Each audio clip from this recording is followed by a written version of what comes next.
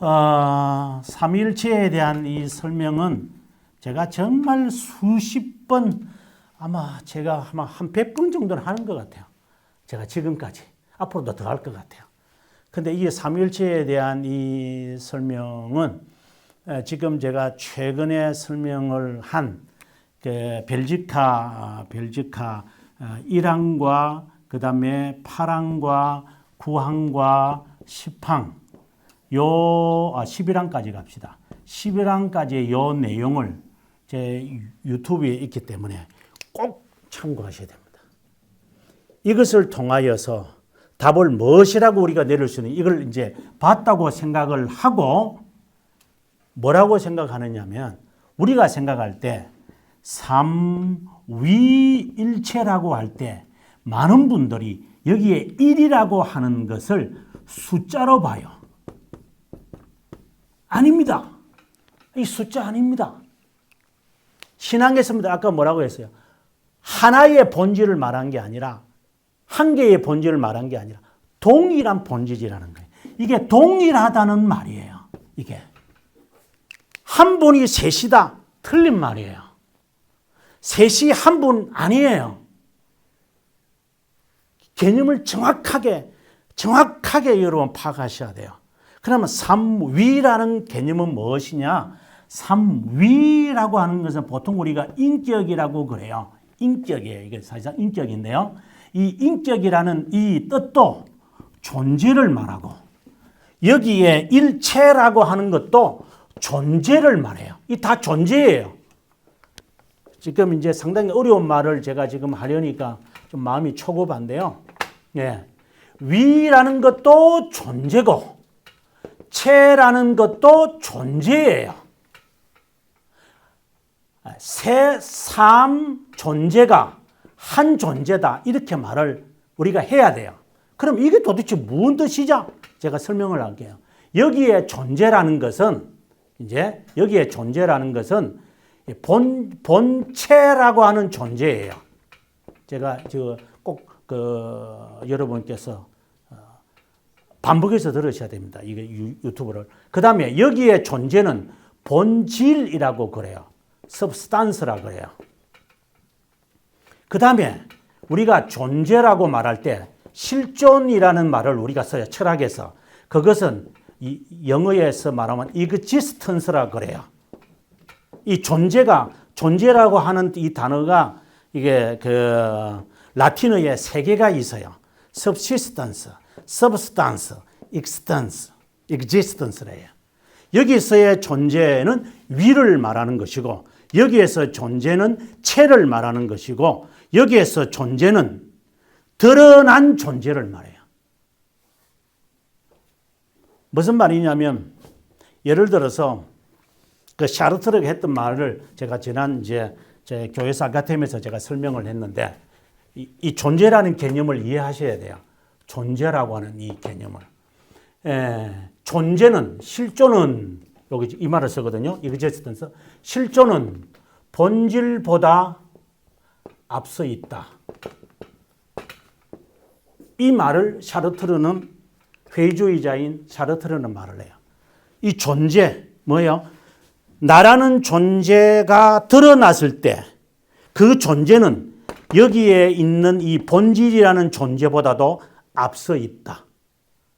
그러니까 내면에 있는 내 존재보다도 내가 경험한 존재가 더 중요한 거예요. 이 말은 데카르트의 이야기를 그대로 갖고 와야 돼요. 데카르트가 뭐라 하냐면 에고 줌, 에고, 나는 고기토, 내가 생각하는구나. 그럼 내가 느꼈죠. 내가 느꼈잖아요. 내가 생각하고 있으니까. 그래서 I exist, 나는 실존하는구나. 그런데 이것을 말할까요? 철학자들은 절대로 이 둘을 말하지 않아요. 아시겠어요? 내면에 있는 나의 존재를 말하지를 않아요. 만약에 이 존재를 말해버리면 인간의 본성으로 들어가 버리잖아요. 인간 존재 자체. 그러면은 인간의 죄성에 대해서 이야기하는데, 철학자들이나 펠라기우스나 이단자들은 어디에 관심이 있느냐? 여기에 관심이 있어요. 드러난 나 자신, 자실현, 요거 existence, 드러난 것만 관심이 있지 이거는 관심이 없어요. 그래서 우리가 하나님을 바라볼 때도 드러난 하나님 existence를 말하면 안 돼요. 삼위일체라는 것은 드러난 하나님의 사역이나 하나님의 역할이나 하나님의 구원에서의 그분의 활동을 말하는 게 아니라 삼위일체는 바로 이 관점을 가지고 이 드러난 이 하나님에 대해서 평가를 내려야 돼요. 이게 삼위일체의 핵심인 거예요. 그러면 여기에 설명이 뭐냐? 세 존재가 계시는데 동일한 이 세 존재가 동일하구나. 이 말이 안 되는 이야기거든요.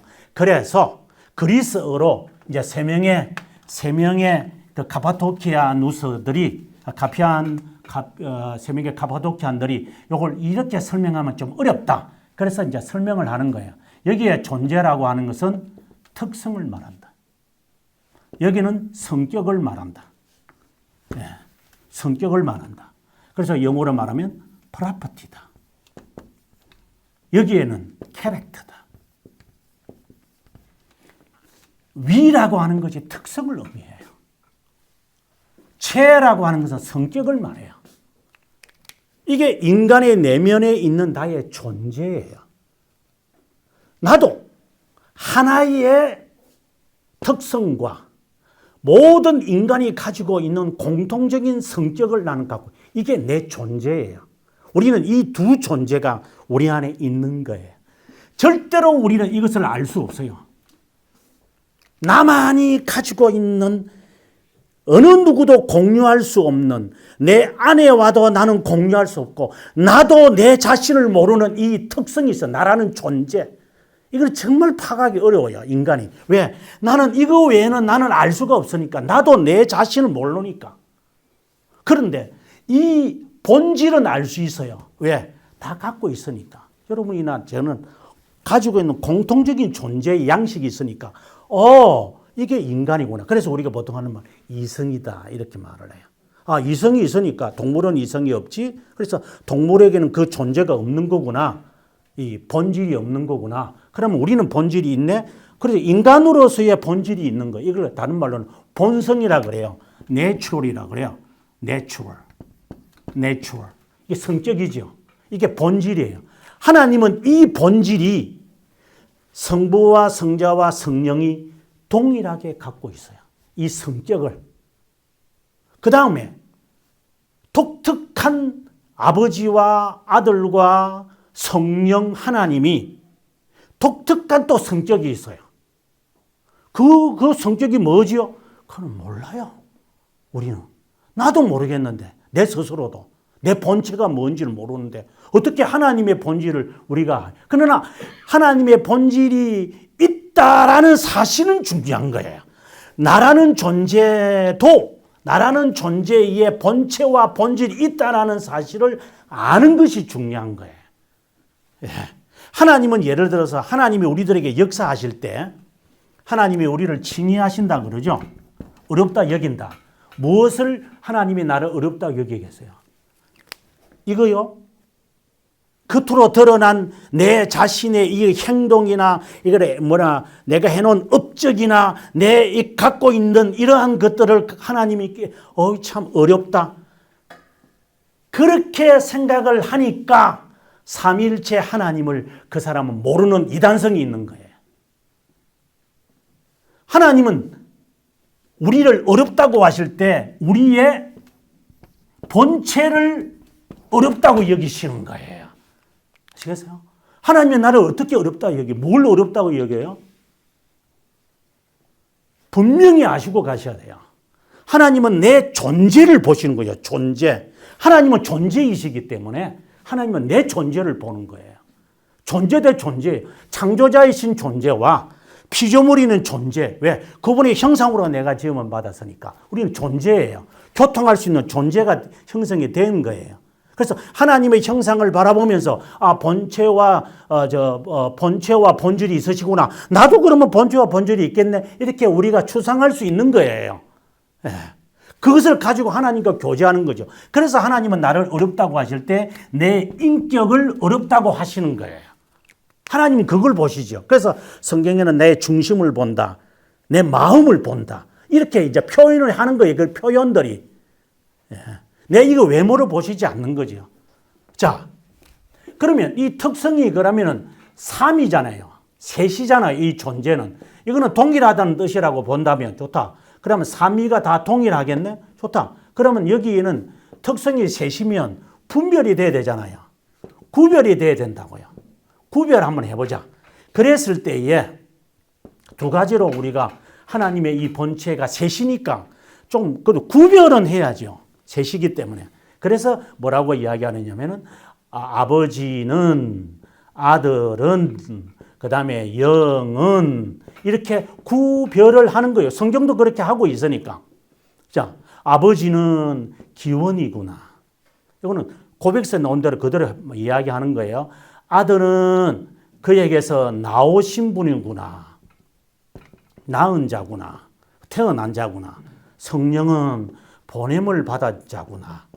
그럼 이거는 구별을 하려고 이렇게 말했을 뿐이지 이것이 아버지다, 이것이 아들이다, 이것이 영이다 이렇게 말하면 이거 인간적인 용어를 사용했을 뿐 이 뜻은 아무것도 없어요. 이거는 인간적 용어를 사용했을 뿐 하나님이 우리처럼 아들, 엄마 그리고 심부름꾼 이런 개념이 아닌 거예요. 만약에 하나님은 그렇게 생각했다면 여러분 정말 위험한 사람들입니다. 그다음 하나 더 나아가서 이분들에 대해서 또 구별을 위해서 이분들의 사역을 통해서 우리는 구분할 수 있어요. 아버지는 어떤 분이십니까? 창조자입니다. 이렇게 말해요. 권능으로 세상을 창조하신 분이요. 그러면 성자는 어떤 분이십니까? 자신의 보혈로 우리의 죄를 속죄하신 구속자이며 구세주십니다. 그러면 성령은요, 우리를 거룩하게 하시는 성화자입니다. 이렇게 구별을 하는 거예요. 왜? 셋이라고 하니까. 그런데 창조자가 그러면 아버지이네요. 구속자가 아들이겠네요. 그러면 성화자는 성령이겠네요. 그렇게 거슬러 가면 안 돼요. 구별하기 위해서 우리가 사용하는 것이에요. 여기서 이단성이 있는 자냐, 이단성이 없는 자가 명쾌하게 탁탁탁 이렇게 대나무 쪽에서 딱 구별하는 거예요. 여러분도 그렇게 알고 있었다면 죄송하지만 여러분의 심령 속에는, 여러분의 영 속에는 이단성이 있는 거예요. 나는 안 배워서 내가 몰라서 그렇죠. 안 가르쳐 줬으니까. 그러면 지금 배운 거죠. 이제 배우셔야 돼요. 책을 통해서. 명쾌하게 내가 섬기는 하나님이 어떤 분이시냐를 명쾌하게 알고 있어야 돼요. 하나님에 대해서 분명하게 모르면 나는 이단성이 있는 거니까. 아버지요 하는 자만이 아버지 앞에 가는 거 아니잖아요. 아버지의 의지대로 살아가는 자만이 합당한 자인 거예요. 거기서 말하는 아버지라는 것은 이러한 우리가 말하는 하늘 아버지 그런 개념 아니에요. 구별을 위해서 우리가 그렇게 이 세신 특성이기 때문에 그 특성으로 지금 구별했을 뿐이에요. 그래서 그것이 그분이다 이렇게 말하는 되면 매우 위험한 사람들이에요. 그 다음에 본절에 대해서 이야기해 볼게요. 별책가 1항에서도 보면 하나님의 이 본질에서 아주 대표적인 게 두 개가 있어요. 이렇게 말하면 좀 조심스러운데 하나님의 본질은 대표적인 게 두 개가 있다고 보셔. 두 개라고 말하면 좀 이상하지만 어쨌든 두 용어를 사용을 해요. 하나는 하나님은 영이에요. 영. 또 하나는 뭐예요? 하나님은 영원하다는 거예요. 하나님은 영원하세요. 그럼 이 개념이 뭐라는 겁니까? 그러면 여기에 본질이 성부 하나님도 영이시고 성자 하나님도 영이시고 성령 하나님도 영이에요. 그렇다면 우리가 성령 하나님을 영어로 이렇게 쓰거든요. 스피릿 또는 고스트라고 우리가 이렇게 하도록 합시다. 고스트라고 쓰지만 어쨌든 그럼 여기서 말하는 성령과 여기서 말하는 성령의 차이가 뭐예요? 아버지는 영이시니 예배하는 자는 신령으로 하는 아버지는 영이라는 것과 여기에 성령이 영이라는 개념이 여러분 정립이 되세요? 아버지는 영이라고 하는 이야기에서는 이 본질을 지금 이야기하는 것이고 여기에서 성령을 우리는 스피릿, 어떤 때는 이거 지워버리고 대문자가 덜을 써요. The Spirit이라고 해요. 그럼 여기에 스피릿과 여기 스피릿 차이가 뭔데요? 여기에 스피릿이라고 할 때는 여기에 영이라고 하는 성령 하나님이라고 할 때는 구별의 의미로서의 성령 하나님 본체를 말하려고 하는 것이고 여기에서 아버지는 영이다 라고 말할 때에 하나님의 독특한 하나님의 삼위 하나님의 본질에서 말하는 영이라는 거예요. 이것은 인간이 도대체 이해가 할 수 없는 것이지만 방금 제가 말한 것처럼 헛되게 말하면 안 돼요. 몰라도 말은 바로 해야죠. 우리말에도 입은 삐뚤어져도 말은 바로 해라고. 예.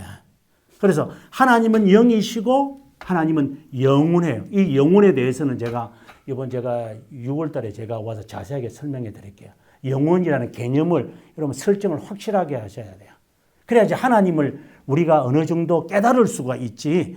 영원이라는 개념이 지금 없으면 하나님에 대한 이 본질, 한 본질이시다, 일체이시다. 이게 정말 좀 헷갈리는 단어지만 어쨌든 동일한 본질이라고 하는 니케아에서 결정한 그 개념을 우리는 이해 못해요. 이 영원이라는 이 개념과 영이라는 이 개념을 다 이해해야 돼요.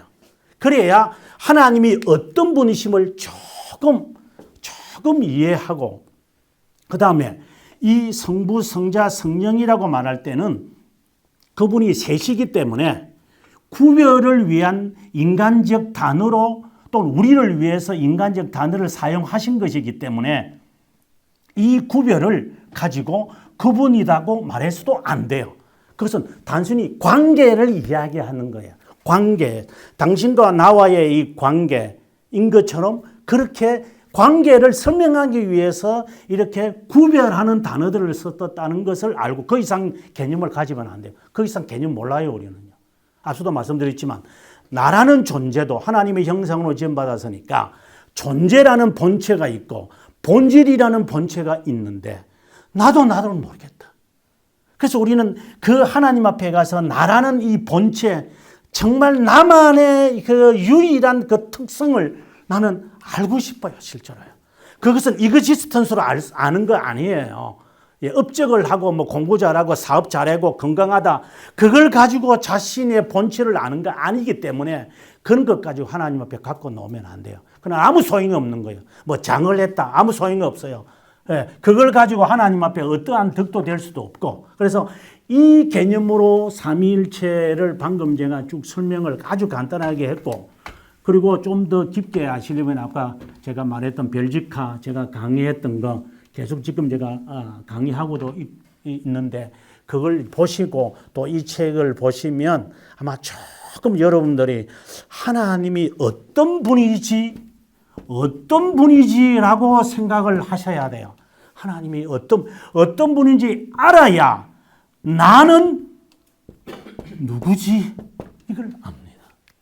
하나님에 대한 조금의 설명을 통하여 나라는 이 존재 자체를 알게 돼요. 나라는 존재를 모르니까 자꾸 헛발질을 하면서 우리가 세상을 살아갈 수밖에 없는 존재가 되겠죠. 자, 이것이 삼위일체에 대한 제가 지금까지 제가 100번 이상에 걸쳐서 제가 설명을 했던 것을 또 다른 측면에서 제가 부가적인 설명을 했기 때문에 제 유튜브에서 제가 3일 설명들을 아마 이 각도 저 각도 아마 한 5개, 6개 정도 아마 있을 거니까 한번 보시면 관심이 있으시면 보시면 아마 답을 찾을 수 있고 책에서도 답을 찾을 수 있고 그 다음에 단성론 설명을 한번 하겠습니다. 이거는 신성에 대한 이야기 한다 그랬죠. 신성. 그래서 아버지 하나님과 아버지 아들이 하나님이세요. 신성. 동일하다는 그 이야기를 지금 여기서 결정을 했고 단성론이라는 것이 무엇이냐면 그러면 성자 하나님은 아주 독특하게 신성과 인성이 둘이 있는 거예요. 이것은 아버지 하나님에게나 성령 하나님에게는 없는 인간이 가지고 있는 인성이 있어요. 근데 인성이 무엇입니까? 신성이 무엇입니까? 그것을 알려면 앞서 말씀드린 벨지카 1항을 보셔야 돼요. 하나님은 영이시고 하나님은 무한하시고 그리고 하나님은 영원하시며 하나님은 불변하시고 그리고 하나님은 무소부재하시고 라고 하는 그 신성이 있어요. 하나님의 신성. 그 본질이죠. 하나님의 그 하나님으로서의 그 신성이 있어요. 그러면 인성은요. 여기서 말하는 인성은 지금 우리가 갖고 있는 인성도 포함을 하겠지만 그래서 뭐라고 말하느냐면 1항에서나 나중에 그 신앙고백서나 대결의 문답에서는 앞에다가 wise 해놓고 앞에다가 뭐라고 쓰느냐면 most 가장 지혜롭고 most good 가장 선하시고 most 하면서 쭉쭉 설명해서 나가요. 이것은 인간도 가지고 있는 거예요. 이것이 인성이라는 게 아니라 인간도 공유하고 있는 하나님이 갖고 있는 본질에서 나도 조금 공유하고 있지만 하나님은 most고 나는 그냥 good, wise, 또 뭐 gracious, 뭐 여러 가지가 나오죠. 이런 쭉 단어들이 나와요. 하나님과 내가 공유하지만 most와 또는 우리 신앙고백서에서나 대결이 문답에는 perfectly라고 하는 부사를 써요. 이것도 부사지요. most 완전히 지혜롭고 완전히 은혜롭고 완전히 선하시고 이런 표현들이 나와요. 그래서 그렇다면 인간이 가질 수 있는 것과 하나님만이 가지고 있는 아까 말씀드렸던 전지나 전능이나 무한이나 영원이나 이런 것도 그분도 갖고 계시는데 그러면 이것이 어떻게 조화를 이루지? 요 결합의 요 관계에 있어서 차이가 나타나요. 앞서 네스토리우스라고 하는 사람은 뭐라고 설명하느냐면 인성과 신성이 어떻게 되어졌느냐? 커넥션이라고 그래요. 그냥 연결되어졌다. 그냥 결합했다. 같이 이렇게 조인이 되어졌다. 조인이라 영어로 조인이라고 돼요. 조인되어졌다. 근데 이것은 잘못 설명한 거예요. 그러면 신성과 인성은 어떤 관계로 연합되어 있습니까? 위격적 연합이라고 그래요. 이건 굉장히 어려운 단어인데 연합이라고 하는 단어를 써요. 여기 영어로는 unity라고 하는 단어예요. 여기는 connection이라고 하는 단어를 쓰고 여기는 unity라고. 여기는 위격적이라는 것은 여기에서 말하는 삼위 하나님, 성부와 성자와 성령이 어떤 관계로 이렇게 연합되어 있죠. 그거 설명이 안 돼요. 그래서 이 신학자들이 이제 설명해 낸 거예요. 초대 교부들이 위격적이라는 게 이 말이에요. 타시스. 히포스타시스에 이게 신만이 가질 수 있는 이 위격적 연합으로 되어 있다라고 해야지 결합되어 있다거나 그리고 합해졌다거나 가입되어졌다거나 그리고 구분되어진다거나 이런 단어를 쓰면 안 된다라고. 이게 431년에 이 단어로 정제받는 거예요. 굉장히 단어가 중요하죠. 그 다음에 마지막 451년에 이 단어로 정제받은 유티케스는 뭐라고 하느냐면 신성과 인성의 관계에서 인성이 신성에 흡수되어졌다. 그렇게 말해요. 흡수되어져 버렸다. 그러면 남아있는 것은 뭐죠? 신성이다. 그래서 신성을 강조하는 이단이라고 해서 유티케스도 이단을. 근데 이 말 자체가 이게 도대체 무엇을 뜻하는 겁니까? 도대체 이게 뭐 아무리 제가 설명을 해도 이해가 안 될 거예요. 그래서 칼케돈에서는 결론을 이렇게 내립니다. 이거는 실제적인 이야기였어요. 이건 뭐 추상적인 이야기를 하려고 하는 것이 아니라 그리스도의 신성과 인성은 분리도 분할도 나눔도 혼동도 혼란도 없다. 그리스도의 신성과 인성을 분리시키겠다고 하지도 말고 분할된다고도 하지 말고 나누어진다고도 하지 말고 혼동된다고도 하지 말고 혼란스럽다고도 하지 말라. 그러면 뭐예요? 구별이다. 이게 무슨 뜻이? 이게 칼케도니아에서 451년에 결정한 문구예요. 이게 아주 결정적인 이인데 이것은 다음과 같은 거예요. 요거는 이제 그들이 이렇게 말할 때에 우리에게 메시지를 전해주고 싶어 한 것이 핵심이 있어요. 그게 뭐냐면 우리가 이거 신성을 가리켜서 하늘 신분이라고 제가 이해를 하기 위해서 하는 겁니다. 하늘 시민권이라고 봅시다. 그리고 인성이라는 것은 지상의 시민권이라고 합시다.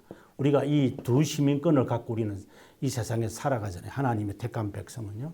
자, 하늘 시민권과 지상의 시민권이 여러분 분리시키고 있습니까? 예를 들어서 나는 제가 제 집에서 나와 여기서의 나와 제가 교회에서의 나와 학교에서의 내가 다 다릅니까? 그렇다면 나는 단성론자입니다. 우리는 다르기 때문입니다. 그러면 혼동하고 있습니까? 내가 어디든지 가서 내 직업이 나는 교수라고 말하고 내 직업이 목사라고 아무 때나 가가지고 이야기합니까? 내가 은행에 가가지고 제가 적어도 목사입니다. 거짓말 하겠습니까? 아니, 교회에서 목사지 밖에 나와서도 목사입니까 내가? 헷갈리십니까? 아직도 정신을 못 차리고 있는 사람들. 나는 지상의 시민권으로 나는 투표하고 나는 세상에서 살아가고 한 남자로서 한 아버지로서 한 남편으로서 나는 한 성도로서 나는 하나님 앞에나 사람 앞에서 나는 그렇게 살아가는 거죠. 나는 내 역할에 충실하는 거죠. 내가. 그러나 항상 하늘의 시민권을 바라보면서 내 지상의 시민권의 임무를 나는 바라보면서 살아가는 거죠. 내가 이걸 잘한다고 해서 하늘 시민권이 없거나 하늘 시민권을 내가 뭐 얼마나 잘하는지 모르겠지만 그렇다고 내 지상의 시민권이 잘 풀려집니까? 헷갈리는 사람들. 이중성을 말하는 거죠. 내가 신앙생활 잘하면은 내가 하늘에서 복을 받고 땅에서도 복을 받을 것이다. 그렇게 사람들이 하는 이야기들이 있잖아요. 말씀을 왜곡시켜가지고. 죄송합니다. 당신은 단성론자입니다.